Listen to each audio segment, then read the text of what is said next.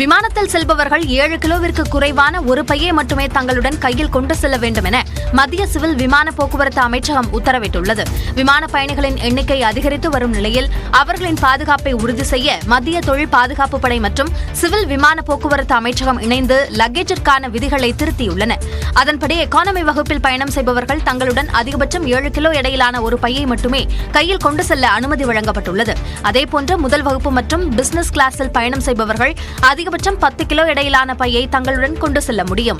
இந்த பையின் உயரம் 55 சென்டிமீட்டருக்கு மிகாமலும் நீளம் 40 சென்டிமீட்டர் மற்றும் அகலம் 20 சென்டிமீட்டருக்குள்ளும் இருக்க வேண்டும் என்றும் விதிகள் குறிப்பிடப்பட்டுள்ளன. இந்நிலையில் கடந்த மே 2ஆம் தேதிக்கு முன்பு முன்பதிவு செய்த பயணிகளுக்கு பழைய லக்கேஜ் விதிகளே பொருந்தும் என்றும் மத்திய சிவில் விமான போக்குவரத்து அமைச்சகம் விளக்கமளித்துள்ளது. 7 கிலோவிற்கு அதிகமான பைகளை கண்டிப்பாக லக்கேஜ் பிரிவிற்கு அனுப்ப வேண்டும் என்றும் உத்தரவிடப்பட்டுள்ளது.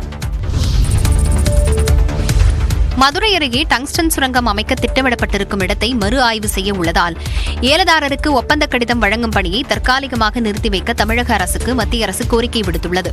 இது தொடர்பாக மத்திய பத்திரிகை தகவல் அலுவலகம் வெளியிட்ட செய்தியில், நாயக்கர்பட்டி டங்ஸ்டன் சுரங்கத்தை மத்திய அரசு ஏலம் விடுவது தொடர்பாக தமிழக அரசுக்கு 2023 செப்டம்பர் 15 கடிதம் மூலம் தெரிவிக்கப்பட்டதாகவும் தமிழ்நாடு அரசு கோரிய ஐயங்களுக்கு விளக்கம் அளிக்கப்பட்டதாகவும் தெரிவிக்கப்பட்டுள்ளது. மேலும் நாயக்கர்பட்டி உள்ளிட்ட ஏலத்துக்கு விட திட்டமிட்ட 3 சுரங்க இடங்களின் விவரங்களை மத்திய அரசு கோரிய நிலையில் அதை தமிழக அரசு கொடுத்ததாகவும் தெரிவிக்கப்பட்டுள்ளது. ஆனால் அதில் 193 ஹெக்டேர் பரப்பிலான பகுதியில் பல்லுயிர் பரவல் இருப்பதாக கூறியிருந்தாலும் ஏலத்துக்கு விடுவதற்கு எதிர்ப்பு தெரிவிக்கப்படவில்லை என்றும் கூறப்பட்டுள்ளது.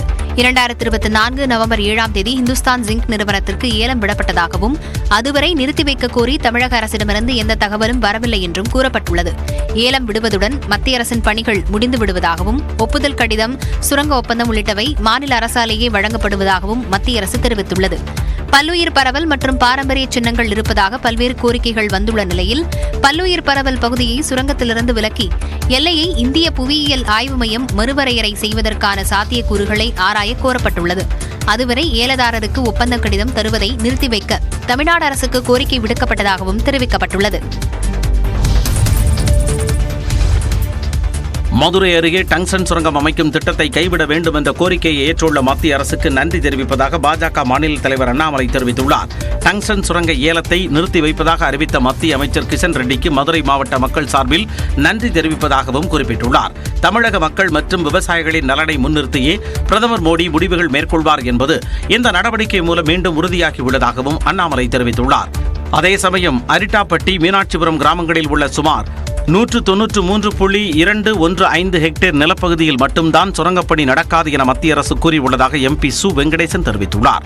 ஆனால் 1800 ஹெக்டேர் அளவிலான நிலப்பகுதியில் இத்திட்டம் நடைமுறைப்படுத்தப்படும் என்பதை ஒன்றிய அரசு தெளிவாக்கியுள்ளதாகவும் அவர் சுட்டிக்காட்டியுள்ளார். இதனால் அரிட்டாப்பட்டி டங்ஸ்டன் சுரங்க திட்டத்தை மொத்தமாக கைவிட வேண்டும் என்றும் அதுவரை மக்கள் போராட்டம் தொடரும் என்றும் சு வெங்கடேசன் குறிப்பிட்டுள்ளார்.